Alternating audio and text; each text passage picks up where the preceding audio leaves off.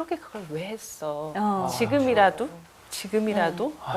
입양 가족이 어려움을 겪을 때 도움을 받을 지지 체계가 너무 없는 거예요. 어떻게 도와야 될지도 모르고 다들 그냥 그럼 원위치로 되돌리는 게 낫지 않아? 모두를 위해 이런 생각만 하지. 이 가족이 어떻게 점점 더 극복하고 성장할 수 있는지를 도와주는 사람이 없는 거죠. 조한나 얘기를 들으시면서는 가장 많이 네. 좀 여러 생각들을 하셨을 여러 것 생각들이요. 같아요. 첫 입양을 한 달 된 아들을 맞이했거든요. 완전 신생아. 네, 그때 신생아 입양을 했고 사실 처음 35살 때였으니까 이제 아직 젊기도 했고 첫 입양이니까 신생아 입양을 이제 많이들 권하셨죠. 그래서 저희도 별다른 고민 없이 이제 아들을 입양해서 정말 어려움 없이 잘 살았어요. 그리고 왜 이렇게 행복한 입양을 아무도 안 하지? 왜 사람들은 그걸 기피하고 왜 힘들다고 얘기하지? 굉장히 이제 자뻑을 하면서 내가 낳지 않아도 애가 이렇게 예쁘고 내 몸 상하지 않아도 이렇게 임신과 출산을 거치지 않고도 가족이 되고 그 셋이 된 그 기쁨이 너무나 큰 거예요.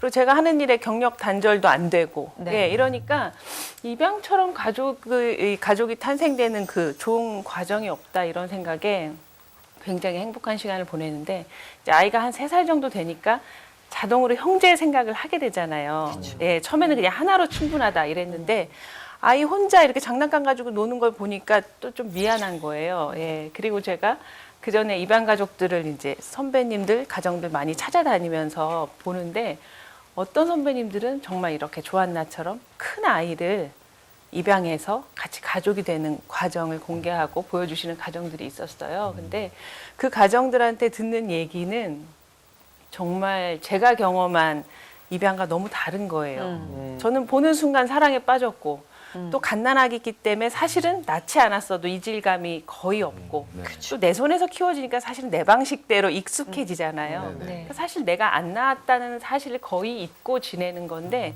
이렇게 큰아이가 가족이 돼서 낯선 사람과 사랑을 시작하는 거예요. 근데 그 사랑도 사실은 아이가 사랑을 구해야 하는 게 아니라 부모가 이 아이에게 사실은 사랑을 구해야 되거든요. 아이 마음이 진짜 열리고 그렇죠. 아이가 이 부모를 믿어야 가족이 되고 그 안에서 이 아이가 행복해지기 때문에 사실은 부모가 굉장한 노력을 하면서 그 아이 마음을 같이 열어서 가족이 되는 과정들을 이제 많이 들었는데 너무 두려우면서도 또 한편으로는 나도 좀 할 수 있지 않을까 이런 생각이 들었어요. 난 지금까지 굉장히 괜찮은 선생님이었고 또 첫 아이를 입양해서도 전혀 어려움 없었고 난 지금까지 뭐 그리스도인으로서 뭐 선생님으로서 꽤 괜찮은 사람이었기 때문에 내가 준비하면 나도 할 수 있지 않을까 이제 이런 생각을 했죠. 같이 모여서 공부도 하고 배우고 나름의 준비를 하긴 했어요. 이제 아이를 처음 만나고 이제 1년간 보육원을 다니면서 계속 관계를 맺으려고 보육원에서 바로 입양하신 거죠. 그렇게 만나는 시간 동안 이건 아무리 준비해도 준비가 안 되는 과정이더라고요.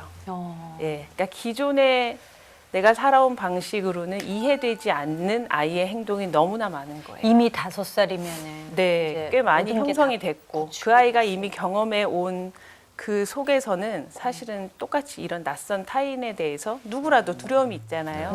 이 어른들이 의도를 가지고 다가가잖아요. 친해지려고. 그래서 가족이 되려고. 근데 그것조차도 아이한테는 굉장한 두려움이고 그렇게 돼서 어느 순간 자기의 고향인 이곳을 떠날 수도 있다는 건 어마어마한 두려움이거든요. 그러니까 우리 생각에는 우리 좋은 사람이야. 그리고 내가 너 좋은 데 데려가서 잘 키울 거야. 이제 네 삶은 행복해질 거야. 라는 생각으로 입양을 접근하잖아요. 근데 그 아이는 지금 자기가 있는 곳이 가장 안전한 곳인 거예요. 근데 영문도 모른 채 갑자기 어느 날 낯선 곳으로 가서 낯선 삶과 사람과 관계를 맺으면서 살아야 되니 이 아이들은 굉장한 이제 상실감과 뭐 어려움을 많이 갖고 가정으로 오죠. 그래서 저도 딸아이 만나면서 그 1년 과정 동안 정말 계속 롤러코스터를 탔어요. 그러니까 조금 가까워지는 것 같고 아이가 뭔가 이제 나를 좀 받아들이는 것 같고 이래서 기대하고 다음 주에 가면 너무 매몰차게 거절하는 거예요. 몇 주간 안 만나주는 거예요. 예. 그래서 또 그거 가지고 내가 지금 하고 있는 이 과정이 맞나? 예, 하나님 정말 내가 이 길을 가는 게 맞나요? 예. 네. 막 새벽기도 하고 이러면서 또 어떻게 만나면 또 진행되는 것 같아요. 근데 정말 똑같이 납득되지 않게 또 거절을 당하는 거예요. 어른들 입장에선 그게 아 그래 얘가 얼마나 힘들까라는 생각이 들기보다 네가 어떻게 나를 거절해? 정말 이런 생각이 들어요. 왜냐하면 나도 무진장 노력하면서 가고 있거든요. 지금 네. 굉장히 이제 자존심도 상하고 네. 이게 앞이 불투명해지면서 과연 이게 것 같아. 내가 해도 되는 일인가? 얘가 내 딸이 될 아이가 맞나? 굉장히 많이 흔들리는 거예요. 그러니까 감정적으로도 그 이뻤던 아이가 조금씩 네. 미워질 수도 있고 싫어질 네. 수도 있고. 계속 의지를 가지고 사랑을 해가야 되는데 그때마다 결국은 제가 계속 무릎을 꿇어야 되는 거야. 아이한테. 그러니까 이게 전복이 되는 거예요. 그전에는 계속 그래 나는 그리스도인이고 난 사랑이 있는 사람이야. 나는 괜찮은 사람이야. 내가 너 사랑해 줄게. 이런 나도 모르는 네, 우월감 그렇죠. 같은 게 있을 그런 수 의로움이 내 안에 있었던 거예요. 근데 아이의 그 꿈쩍도 하지 않는 그 마음 앞에서 계속 저는 이제 점점 무릎을 꿇고 아이 눈높이에 맞춰서 그래 네가 지금 그렇게 두려운 거면 내가 기다릴게. 너가 왜 그런지 내가 좀 더 고민해 볼게. 어떻게 해야 네 마음을 내가 들어갈 수 있는지 나도 노력해 볼게. 이제 이러면서 1년이 걸린 거예요.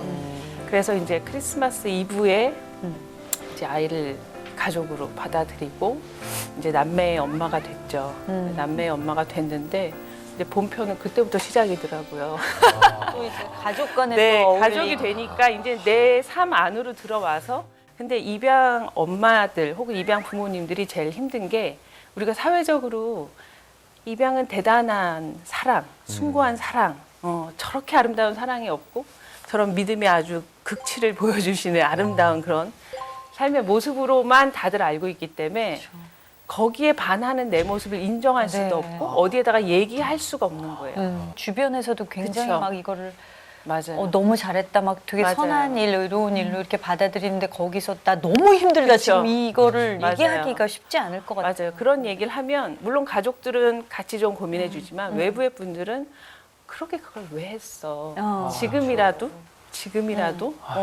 그렇게 말씀하실 수가 있어요. 그렇기 때문에 사실은 입양 가족이 어려움을 겪을 때 도움을 받을 지지 체계가 너무 없는 거예요. 어떻게 도와야 될지도 모르고 다들 그냥 그럼 원위치로 되돌리는 게 낫지 않아? 모두를 위해 이런 생각만 하지 이 가족이 어떻게 점점 더 극복해 나갈지. 극복하고 성장할 수 있는지를 도와주는 사람이 없는 거죠. 그러네. 그러니까 그 과정을 제가 직접 진흙탕을 뒹굴면서 이제 아이랑 딸이 되고 나서도 저는 한 3년간은 너무너무 힘들었어요. 예. 그냥 하루하루 살아내는 거였어요. 그냥 어제보다 내가 1mm만 좀 전진하자, 아이를. 어제보다 1mm만 가자. 그렇게 한 3년 정도 지나니까 이제는 그래도 좀 평온해지고, 아, 내가 터널을 지났구나. 다행히. 아무도 포기하지 않고 우리 가족이 같이 지났구나. 이제 이걸 알겠더라고요.